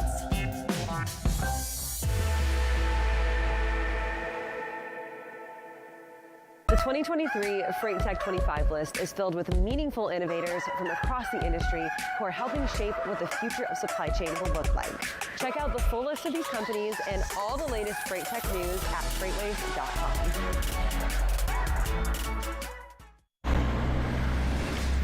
So, you need to reroute a large shipment from LA to Boston. With XPO, you can make it happen with one call to right here. An XPO team with local connections that will help find a solution. We've spent over 35 years perfecting LTL freight operations to make it easy for our customers to do business with us. Why? Because we're driven to be the best. XPO, your freight first.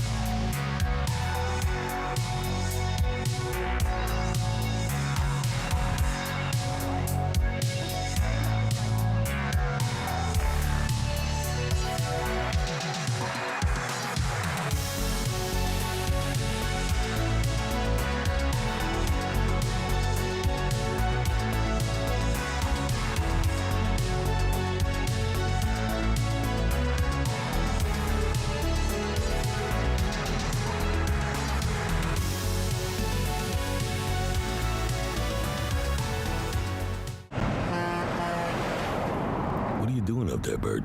The RXO folks want us to demo their technology. That's smart. Yeah, not really. My beak doesn't work so well on this tablet. Well, they're paying us now, so. I know, here goes. Our customers' freight is seamlessly moved anywhere in North America using RXO's digital platform to access over 1.5 million trucks. That sounded good. I think I broke my beak. Massive capacity, cutting-edge technology. RXO. Anthony, it's cold outside, but it's a little warm in here. Yeah, and it's coming from one seat in particular. The hot one? The hot one. And who's on this one? Rumor has it it's me, but I can tell you that that rumor is true because I answered these questions last week. So let's check it out. I'm excited.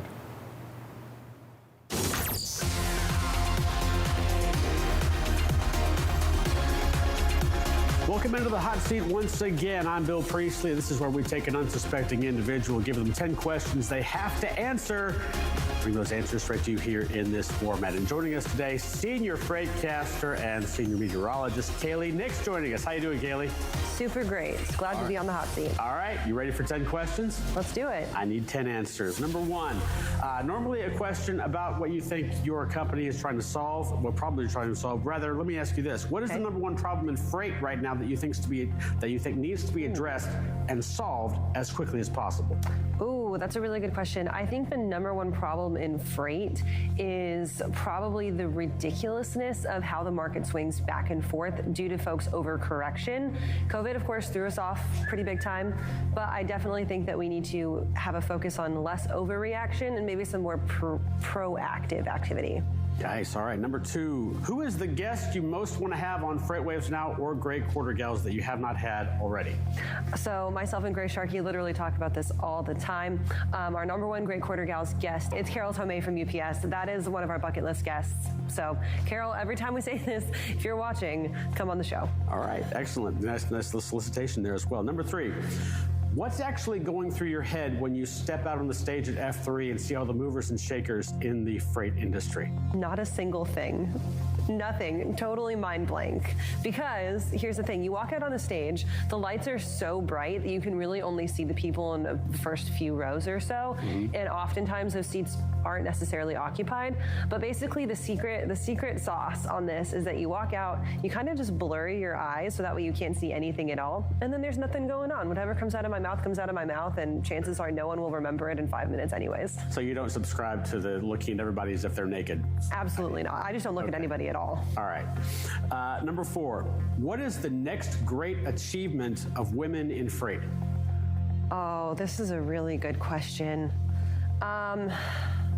I don't know if it's a tangible achievement, but I think that we will really achieve something. It will be a big milestone when we can get women into the industry without a fear of their safety. And that's not even necessarily just from a driver's perspective, because of course drivers are a target a lot of the times with women in safety, but women feeling safe in the general workplace, women feeling safe from sexual harassment, feeling safe to speak up in their workplace, women feeling like they belong in their workplace no matter their role. That is the next milestone achievement. All right. Number 5, what's the most famous person you've ever seen or run into at an airport, bus station, or just getting an Uber on the side of the road? I don't necessarily know if I've run into anyone famous that I can think of. This one puts me on the spot, but I don't really know. Okay, that's fair. That's fair. Number 6, you get to have dinner with anyone in the freight industry, living or dead. Who do you want to have dinner with? Bill, you are making these questions really difficult for me. That's why it's called the hot seat, Kaylee. I think that I would want to sit down with Craig. And like, that's pretty accessible, right? Like his office is right next door. But I think that I would want to sit down with Craig, have dinner with him, maybe pick his brain. I'm actually going to say the entire Fuller family. So Craig, his 2 brothers, his mom, and his dad. Okay, all right. You're from New Mexico. You've lived in Oklahoma. You've traveled to Texas quite a bit. I've asked this question because I've had a number of people do this, and I'm just asking for references. If I want to drive from the southeast to Southern California, what's the best route to take?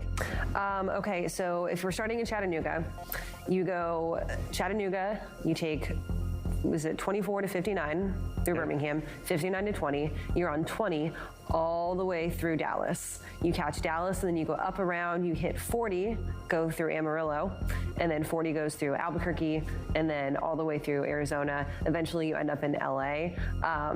But it takes 16 hours to drive from Albuquerque, New Mexico to LA, Southern California. So you're looking at probably about a 2.5 day road trip. All right, that's exactly what I wanted to hear from you there. Number 8, what is something you think will be mainstream in 10 years that is not mainstream now? Specific to the freight industry? Yes. I think specific to the freight industry, actual transparency around what's going on in your deal making. So we know, like, obviously the FMCSA just came out with clarifications on dispatch services. I think that that is the first step to everybody being honest about what goes on when they are buying and selling freight. All right, number 9, another oddball question here for you. I'm giving you a semi, it's full of gas, it's got a trailer attached to it that's full of party supplies. Where are you going to take it to put on a party for the entire FreightWaves staff, and what's the theme of the party? That's a really good question, too. I think I'm going to take it to Chicago. And we're going to put on a party that is like Winter Wonderland themed, because the last time all the FreightWaves crew was in Chicago was 2019, and it was an event that was up there. They got stranded in a blizzard. It's like FreightWaves legend, this story, right? They still managed to put on this event, but I don't think anyone had a good time. And so I think that I would go and take the pressure of the event off of it, but just have a winter themed party and be like, guys, let's reminisce a little bit. It's not bad to be lost in Chicago there anyway, even if you're snowed in. Last question. I know you've been rehearsing this one. Complete this sentence. Freight is blank. Freight is fascinating. Absolutely, just hands down fascinating. There's always something new to learn, always someone new to talk to, always something new entering the industry, leaving the industry. It's always changing, and it impacts everybody's life. It does as well. Kaylee Nix, you are off the hot seat. Thanks, Phil.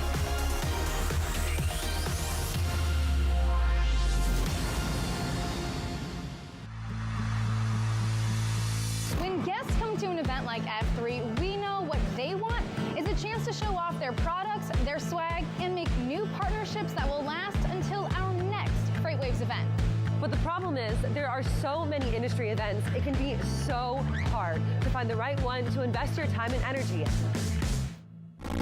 We at FreightWaves take your investment seriously. Which is why we've brought together thousands of industry professionals in one city over 3 days to showcase all you have to offer. Because your successful connections at an event like F3 move all of us forward. Don't believe us? Join us in June.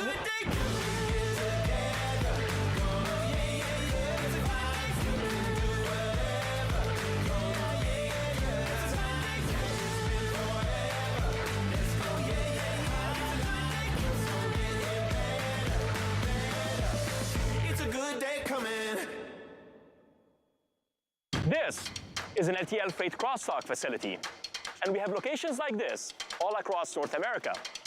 East Coast, West Coast, even our neighbors to the north and south. At XPO, our network helps us deliver 18 billion pounds of freight every year to 99% of US zip codes and beyond.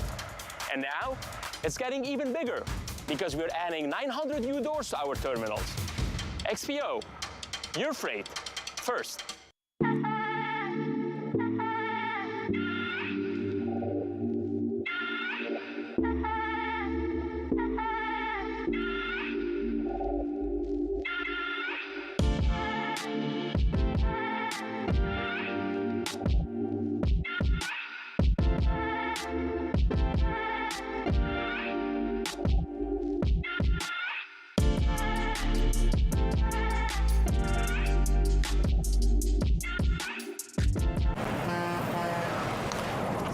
Can RXO get truckloads of grass to Pittsburgh every month? Who do you know in Pittsburgh? Lots of cousins. Always complaining about the grass here. The grass is bad in Pittsburgh. Right? It's bitter, like a cruciferous vegetable. Well, with RXO, you can access over 1.5 million trucks, any mode of transportation, even flatbeds. Just log in. There's a log right there. You know what cruciferous means, but not log in? I'm a complicated creature. Massive capacity, cutting-edge technology. RXO.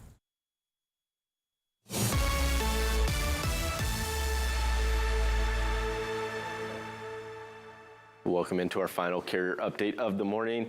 Donnie, gonna start here looking at our lanes of the day. You mentioned it, looking at the reefer market coming out of Chicago. We're gonna start here, Chicago to Harrisburg. Yeah, Chicago, pick up Chicago, going to Harrisburg. Be sure and turn your reefer unit on there. Hit your lane, search lane here. 658 miles coming out of Chicago, $3.94 a mile. And it's picking up. And it's picking up. That's a pretty strong lane. And we kind of saw this last week when we ran some lanes and we skipped through Chicago and saw the return. I'm like, hey, look at Chicago. Well, this is why I'm looking at it this week. So coming back, it's picking up here a little bit. 394. It's a pretty strong run for a 650-mile run. Hit a little double arrows there and reverse this. Coming back, Harrisburg headed back to Chicago. Not quite as good, but it's still at $2.30 a mile. Yeah, but this is one, if you looked at the chart earlier where you saw rejection, where we had the rejection rate, the weekly change, you saw Harrisburg was there in that red color. So you're seeing it decline. So seeing that rate kind of decline, not really a surprise, and it kind of shows why the changes in rejection rates at the origin are so important to the rates, not necessarily the destination. Yeah, when you see this dropping down, it's normally because the origin is a lot stronger.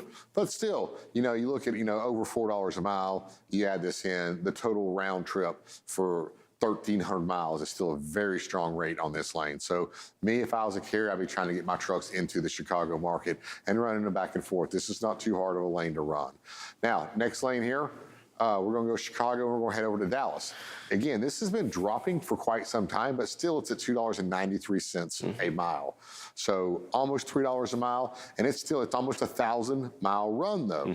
So, and you're headed into the cheapest fuel prices in the U.S. So I believe that at this rate, still a very strong market, a very strong run. If we hit a little double arrows and reverse this here, headed Dallas back, a little bit cheaper, but still $2.49. Yeah. But it's also, again, it's a 1,000-mile run. So overall, maybe $2.75. Still a pretty good run, Tony, for 1,000 miles. And this goes, again, I'm going to take it back to that map that we looked at a little earlier, you saw rejection rates both in Dallas and Fort Worth picking up, and there's a lot of volume in that market. So, I mean, it's one of those, you see a little bump up, maybe with rejection rates going up in the market, you can push this freight up a little bit, and you're headed back to Chicago, which, again, was one of those that was among the tightest markets in the country. Let's look at lane number 3 here.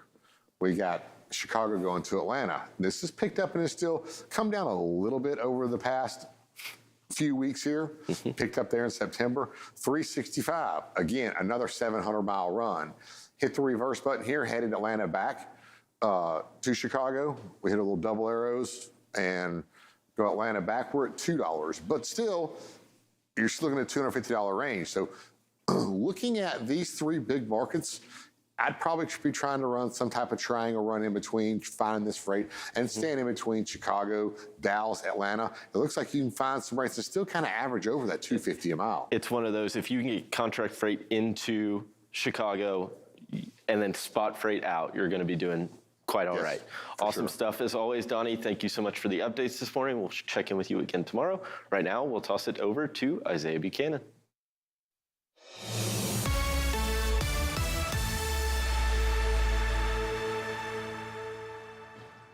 Welcome into Social Roundabout, everyone. I'm Isaiah Buchanan, and we are in the holiday season, which means a lot of delivery drivers are going to be working a lot of long days, a lot of hard hours to make sure that all of the families across the country are getting their presents delivered to them so that they can get them wrapped and put under the tree for Christmas. We'll take a look at what this one family is doing for people that are going to be delivering packages to their house.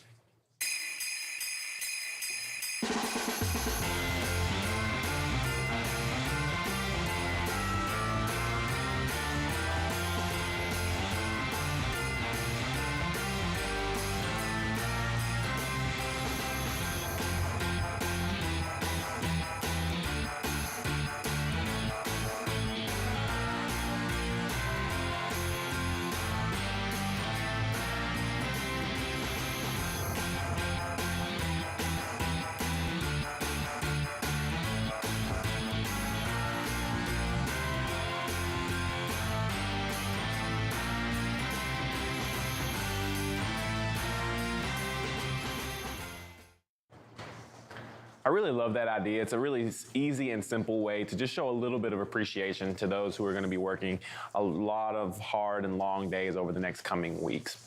Now, switching things up just a little bit, Oxford has announced their 2022 Word of the Year, and this year's word is none other than goblin mode. They decided that this was going to be the word for 2022.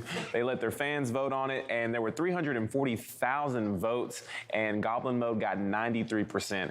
Now, the other two that were in the running were metaverse and hashtag I stand with.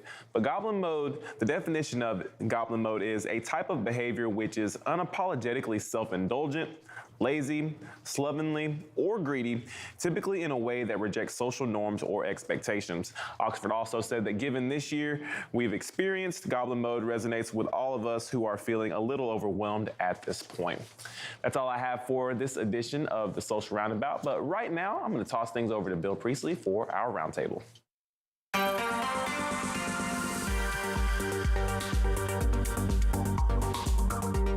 And welcome into the roundtable. Bill Priestley here with you. And today started a price cap on Russian oil, which says that the EU and G7 countries will buy Russian oil at $60 a barrel, as opposed to $68, which is the market price as of now. Joining us to talk about the ramifications of what this could possibly mean globally, and of course to the U.S. trucker, is our editor at large, of FreightWaves.com, John Kingston. John, thanks so much for joining us. On the one hand, it looks like this situation may not have a great deal of effect on the world fuel economy. On another, it could have a very significant one. And I remember texting you earlier today and said that this could either be a non-issue or it could be a big issue, and you responded to it. This is a big issue this morning. Can you expand on that just a little bit? All right. Well, first of all, the way the rule is set up, and I hope that I cast this, it is a $60 cap worldwide. Yeah. And now how can the EU and the G7 enforce a worldwide cap? The way they can do that is because the insurance companies and the shippers are heavily based in Europe. So they are under EU mandates. So the idea here is they will not insure or charter a ship to companies that are going to break the cap. That's how they use their leverage. Because the other thing that happens today is that the EU, as of today, is to ban all waterborne imports of Russian crude. There's still oil that comes through the pipeline. So the $60 is the cap. The price of Urals, which is their main crude that comes out of the Mediterranean, actually comes out of the Black Sea and into the Mediterranean, is now right now under $60. And one of the reasons is that the discount to the Brent benchmark has really sunk quite a bit since the start of the Urals war. The problem, the immediate problem, is that their other main crude is a crude called ESPO, which stands for East Siberian Pipeline Oil, and it comes out of Siberia and it goes mostly into the Asian market, and that price is near 75. So obviously that is way above the cap. Now, the Russians say they will not sell any oil to anybody respecting the cap. So what Asian countries are going to enforce the cap? And even if they don't want to enforce the cap, can they be required essentially to enforce the cap by the leverage that these insurance companies, that these shipping companies that are EU-based has over them? This is completely unprecedented. I mean, nobody's going to sit here and say, well, I remember the time that it happened 7 years ago. And it never happened before. You know, the cap was designed to actually allow Russian oil to get into the market, but at a lower price to, kind of not choke off, but certainly restrict the amount of oil that the Russians get to then prosecute the war in Ukraine. So we are in new territory. Yeah, definitely true.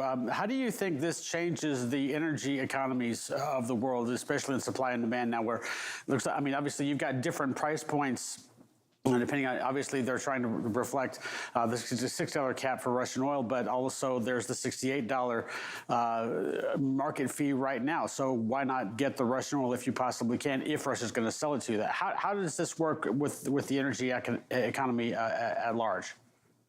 Well, first of all, there are estimates today that, generally people who are in the oil industry for a long time, they operate under the assumption that sanctions and bans and all sorts of things will eventually be evaded. And I think that is the assumption that eventually the Russian oil will get out. I'm not completely sure at what price. Will the Russians accept a lower price? Again, back to my earlier point, what is the leverage of the shipping companies, the insurers, et cetera? So there is a view that eventually, there will be kind of a new normal. But the estimate now is that Russian production or Russian exports could slide anywhere between 1 million to 1.5 million barrels a day in the short term. Remember that when Russia first invaded Ukraine, the estimates were that because of all the various actions against Russian exports, that Russian exports would fall by 3 million barrels a day. It never got that high. We're not really sure exactly how high it got, but the assumption now is that they're probably pretty much back to normal. New routes are found, new customers are found. There's a rebalancing, but the Russians do get hurt because you always want to sell your oil to somebody who's close. I mean, you're going to sell it to your next door neighbor before anybody else, because then you incur far less financing charges because the oil is not tied up on the water for as long, and you incur far less transit fees as well. Sure. So if you were able to sell Russian oil coming out of the Black Sea and then into the Med and then just go right into Italy or France or Spain, and now you can't do that, and instead you got to send it to someplace in Asia, someplace in Africa, the netback that the Russians are going will be decreased. There's nothing they can do about that. Okay, they can't sell to their next door neighbor, so they're going to have to take a less of a net back because of the higher cost of financing and the higher cost of transit. So, it may actually do some good, be somewhat successful in restricting the amount of cash that gets into the Russians' hands, but we will need to see some time because, as I said, we really don't have any precedent for this that I know of. Yeah, and that's obviously a great look at the short term. In the long term, it looks like Russia seems to be into the Ukraine conflict for the long haul, as far as that's concerned. If this gets stretched, say, for instance, into next winter, remember we had there were LNG concerns about Europe getting heating elements there. And of course, the U.S. exports quite a bit of oil to Europe there as well. If this goes, say, a year and we're still doing this, do you see perhaps U.S. exports going to Europe to try and help out them, affecting prices here? Well, God help the Ukrainian people if this goes on for another year, that they face another winter of this. But let me just say that U.S. exports have been very heavy. They've been going all over the place. There's an open door on U.S. exports. My view is that this does not affect U.S. prices. I've showed my age multiple times on FreightWaves Now by using the waterbed analogy, that the oil market is just a big waterbed, and if you push it down in one part of the waterbed, the water just moves around the oil and everything eventually calms down and balances. So U.S. exports do not concern me as something that will make the price higher. I think the concerns that I would have as far as the price going higher is one thing we really can't forget is that oil fields and oil production is an activity that constantly takes investment, not just for new drills, but to maintain the infrastructure you have. And with all the service companies pulled out of Russia, they do not have the expertise to backfill Schlumberger and Baker Hughes and Halliburton not being there. They simply can't do it. So that's my concern, that you will see Russian production start to decline, not necessarily because of any sanctions or restrictions, but just because their fields and equipment start to fall apart and nobody's going to help them. That's number one. The other issue, of course, on the supply-demand balance right now is China. And China seems to be maybe coming out of some COVID restrictions, certainly going to loosen them. And I think that there's a feeling out there that, well, now we're going to have a big surge in demand. Make no doubt about it. Make no mistake about it. One of the reasons the price is where it is at a much lower level than it was is because the Chinese demand is significantly down because of the restrictions. The concern here that I know that's been raised is, they don't have a lot of natural immunity in the Chinese population. They've been very nationalistic, and they've been giving everybody this rotten vaccine that they've got that apparently has very little efficacy. So, like, if you have a country that suddenly just gets massively sick when these restrictions are lifted, that's another hit to demand. So that's a really big factor to will the Chinese demand rise as they reopen, or will it fall as they all get sick? Yeah, we've got about 2 minutes left here, John. Just kind of big picture on the global side of this, and maybe even if you wanted to talk about it from a national perspective as well. On a scale of 1 to 10, given what's happened today, that the effect of the price cap has gone into effect today, scale of 1 to 10, how worried are you about the situation in terms of how volatile it could possibly make things? Well, it's always volatile, so I never worry. But worrying about volatility is like worrying about getting wet. Worried about extreme volatility. Let's put it that way. Yeah, I think it could be extreme as the markets rebalance to find a new balance with Russia having to search far and wide for new customers. Shipping questions about whether they can get the ships to move these long distances if those ships can't get the insurance. I think there can be some significant volatility over this. I don't think anybody really downplaying it. They're just not totally sure where it's all going to be resolved. Yeah, and of course, as we had Sal Mercagliano on Friday and talking about, you brought up the P&I insurance parts. Of course, Turkey is now saying that they're going to check insurance at the two straits there. Whether or not Sweden, Scandinavia, Denmark do it, or the Baltics as far as Russian ships there as well, that brings another element into play. Yeah, because these countries are legitimately concerned that if you've got now 18, 19-year-old rust buckets that are going to haul crude and they're not insured, and they have a spill off one of these countries' coasts, that you're going to have this massive cleanup bill and nobody to pay it. Yep, that's definitely a close situation that we're going to be paying a lot of attention to. John Kingston, editor-at-large of FreightWaves.com, thanks so much for joining us. Thanks, Bill. All right, we'll take a short break and come back and wrap up this edition of FreightWaves Now after this.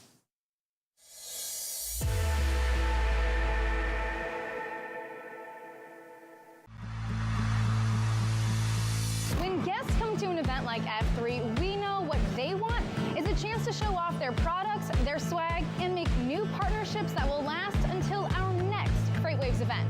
But the problem is there are so many industry events, it can be so hard to find the right one to invest your time and energy in.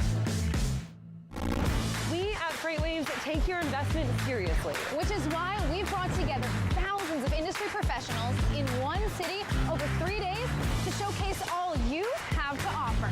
Because your successful connections at an event like F3 move all of us forward. Don't believe us? Join us in June.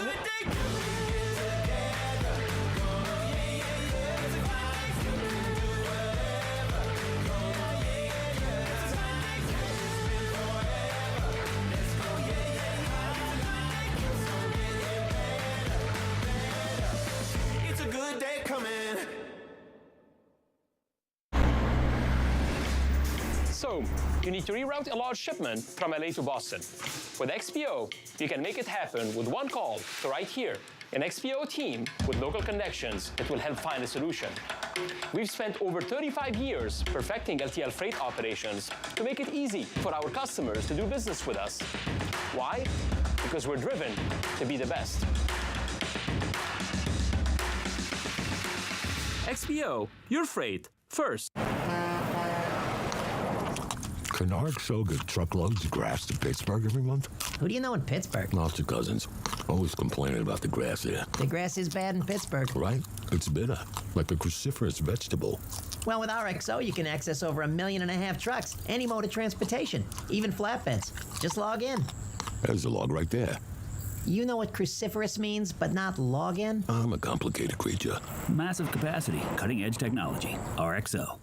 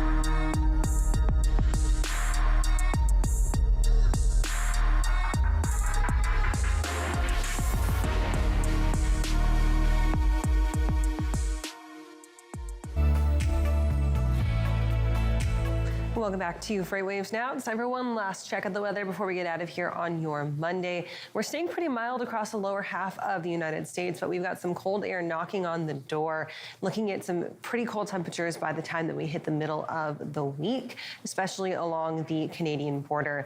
Let's check it out in Sonar Critical Events right now. We've got those temperatures turned on the map, and these are going to be our maximum surface temperatures over the next day. So with that, we're seeing kind of that continued warmth across the southern half of the United States. And a lot of that rainfall, that moisture is what's going to keep us warm there. So even though we're seeing the cloud cover and the rain, we're sitting steady in those mid to low 50s and some 60s across closer to the Gulf Coast. Further up, once you hit the middle parts of the Midwest and the Ohio Valley, you've got temperatures settling into those upper 40s and some mid 50s. Seasonable temperatures for them. But just up to the northwest, starting to creep into Montana and the Dakotas, we've got some very cold air knocking on the doorstep there. This right now settling temperatures for your highs in the mid to upper 20s for those folks across the Dakotas and into Montana, mountains of Idaho into Wyoming and Colorado as well, staying cold in those mid to upper 20s. But further up to the northwest, we've got some temperatures in the single digits and even colder than that into the negative single digits and negative teens. That will slowly start to drift to the southeast as we head through the week this week. Those temperatures will kind of halt themselves right around the middle parts of the country by the time that we hit Wednesday into Thursday of this week. So looking at that colder air really working into the northern plains as well as into the northern parts of the Great Lakes. So Minnesota, Wisconsin, Michigan, looking at some cold air. The moisture should be out of there by then, so we should be seeing just some remnant, some dry precipitation with the cold air. Not expecting a big snowfall event out of this for the northern plains, but the air continues to hold cold. We could see some snow come out of it for the upper parts of New England. We'll touch more on the weather as we move throughout the week this week, but we are done here for the day. Right now, we're going to hand over to Sydney Edwards for a final check of our top stories.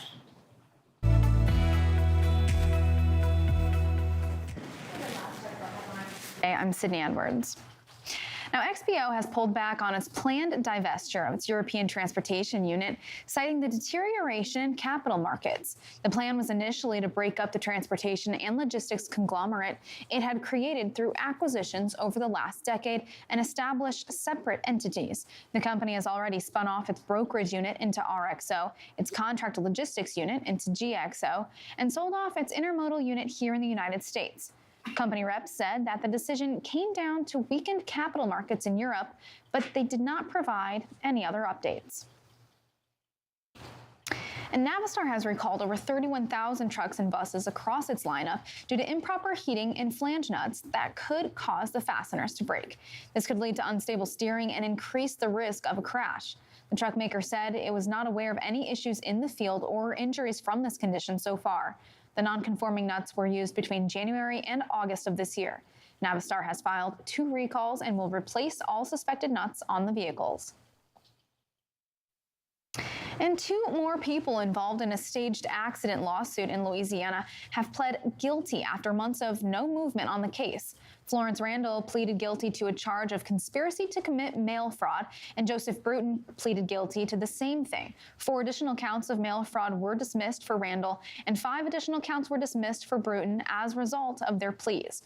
Now, 43 individuals have been charged in this case that the U.S. government is calling Operation Sideswipe, and all of those charges include mail fraud-related charges. Now, you can find information on those headlines and even more happening at FreightWaves.com and on our FreightWaves app.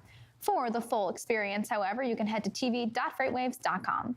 I'll hand this back on over now to Kaylee Nix and Anthony Smith for the rest of our show. All right, Cindy, thank you for that. And we are done here for your Monday. But of course, we've got tons more content coming on up. That's right. In just about an hour, we're going to have What the Truck. And of course, we have Mike Baudendistel back with us with the Stock Out. He's going to have a great episode today. You can also catch The Drop Zone with Jack Daleo this afternoon at 2:30 right here on FreightWaves TV. Anthony, we are in December. It's the season of giving. And you know what we should give away? How about an item at our next virtual event? I think that's a great plan. Head on over to live.freightwaves.com and get registered for our Domestic Supply Chain Summit. That's coming up in just about 2 short weeks, Wednesday, December 14th. It is free registration. You get opportunities to network, and you will have the chance to win a cool prize. That's right. So I am a big fan of quality sound, and that's what we're going to be giving away at the event. Quality updates, but also Sonos as well. Absolutely. So head on over and get registered for that event if you have not had the chance to yet. That's it for us here today. We will see you guys tomorrow starting live at 9 a.m.